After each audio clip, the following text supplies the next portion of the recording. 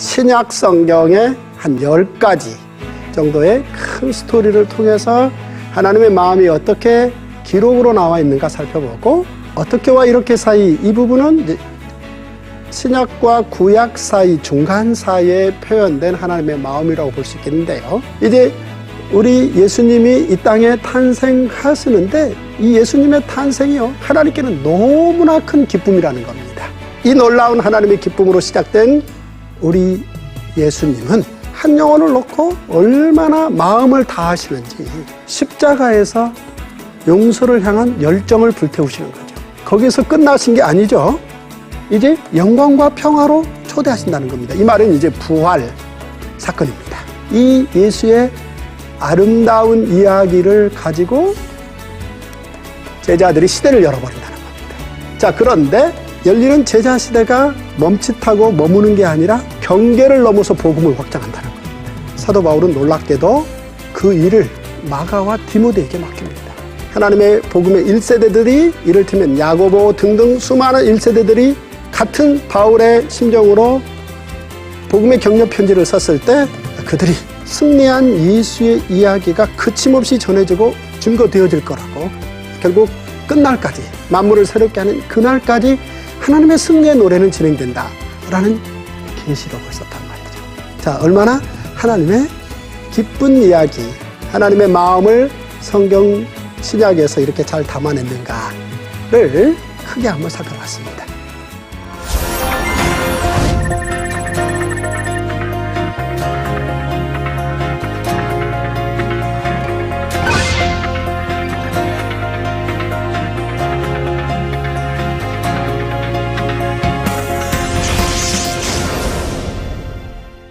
안녕하십니까. 통박사 조병호입니다. 오늘과 다음번에는 성경을 통한 기도 이야기를 살펴볼 것입니다. 성경 안에 기도 이야기가 많이 들어있는데요. 자, 이 성경을 통한 기도가 오늘 우리에게 어떻게 기도와 관련해서 큰 가르침과 또 기도할 수 있는 열정을 불러일으켜 세우는지 살펴보겠습니다. 자, 기도한다라는 것은 이제 원하는 게 있다라는 이야기인데요. 우리가 이 땅에 살면서 수많은 사람들과 대화를 합니다. 왜 대화를 하죠? 자, 무슨 일을 하고 싶은데 혼자 그 일을 해서는 큰 성과가 발생하지 않을 것 같습니다. 따라서 저 사람과 손을 잡고 힘을 합하면 굉장히 큰 시너지가 발생할 것 같은데, 자, 어떻게 손을 잡을까? 바로 대화를 통해서 마음을 서로 주고받는 거죠.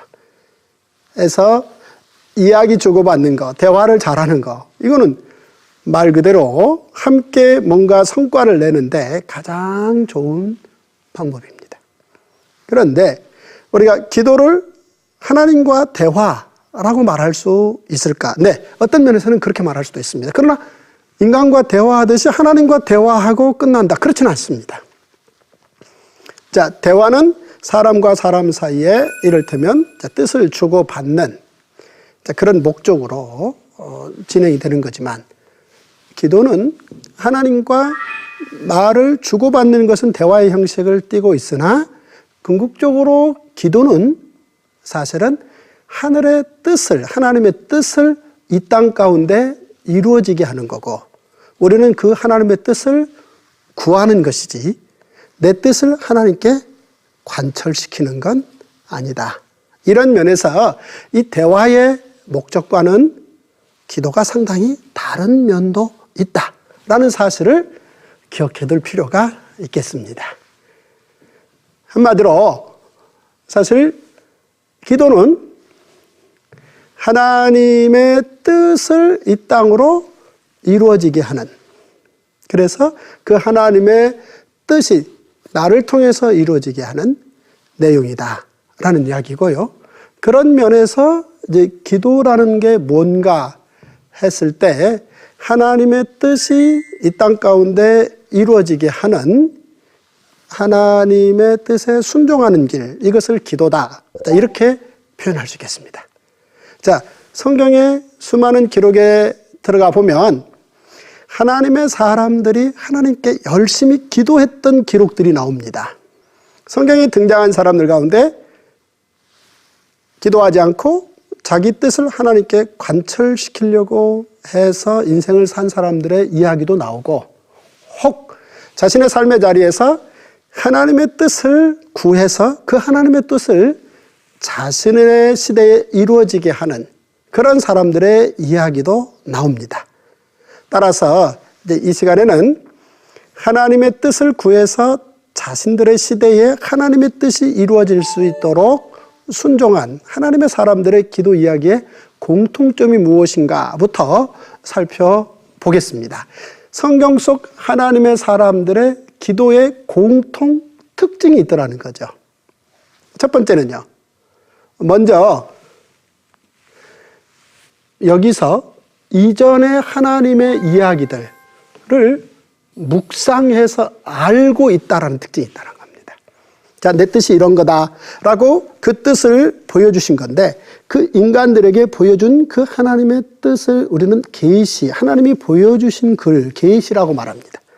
그런데 이런 계시의 말씀을 먼저 충분히 묵상해서 생각해 봤다.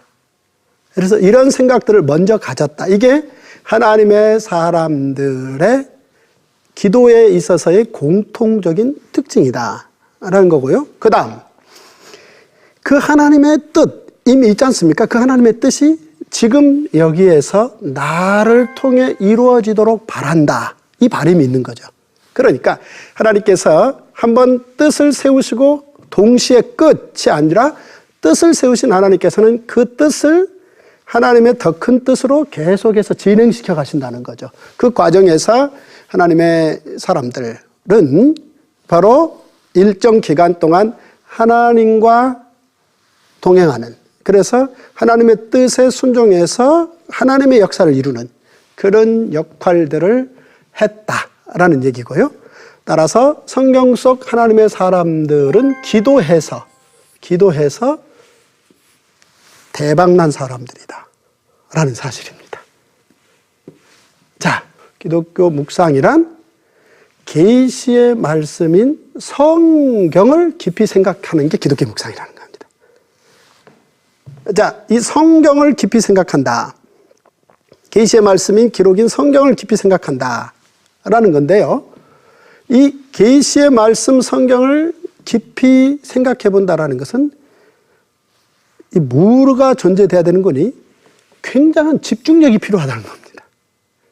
사실은 이게 집중력이라는 게 그냥 그렇게 쉽게 만들어지는 게 아닙니다. 자, 기독교 묵상 어떻게 다른가? 자, 쉽게 기독교 묵상을 되새김이라는 표현과 관련해서 우리가 자주 사용하곤 합니다. 자, 되새김이라는 게 뭔가 기독교 쪽에서는 묵상이다. 그렇게 쉽게 표현을 합니다. 그러면 묵상이라는 이 말을 설명하기 위해서 되새김이라는 말을 한번 생각해 보십시다. 무슨 얘기입니까? 이 되새김은 짐승들 가운데 초식동물들이 사용하는 방식입니다. 그러니까 초식동물이라고 말할 때 이를테면 양 혹은 사슴 뭐 이런 소 이런 짐승들이 초식동물인데요. 이 초식동물들은 맛있게 먹는 음식거리가 풀이라는 겁니다. 따라서 이 되새김이라는 부분 이야기는 바로 이 초식동물과 관련된 이야기인데요. 여기에서 한 가지 생각해 둬야 될 것은, 만약 그 초식동물이 풀잎을 한 2개, 3개 잎만 먹었으면 되새김할 게 없다는 거죠. 그러니까 충분히 먹어두어야 제1, 2에서 2 위로 3으로 꺼내서 되새김이 가능한 거다라는 이야기고요. 이 말은 성경의 이야기를 충분히 공부해둬야 된다. 다시 말해서 요절 2구절 가지고 묵상 들어가면 마치 초식동물이 맛있는 배춧잎 2개를 먹고 이걸 가지고 어떻게 되새김 해보려고 시도하는 것과 다르지 않다. 이런 부분을 생각을 해야 된다는 거죠. 따라서 묵상, 되새김, 이 말은 충분한 이야기가 바탕이 돼야 된다. 그 충분한 이야기는 어떻게 표현할 수 있겠습니까? 첫째, 나라. 둘째, 마음. 셋째, 성경. 줄기가 기본이 돼야 된다라는 얘기입니다. 이런 66권 안에 들어있는 이 충분한 이야기들을 잘 정리를 해둔다면 일컬어 묵상이 발생될 수 있다. 깊이 생각할 수 있다라는 것이고, 그럴 때 성경적 기도를 할 수 있다라고 볼 수 있습니다.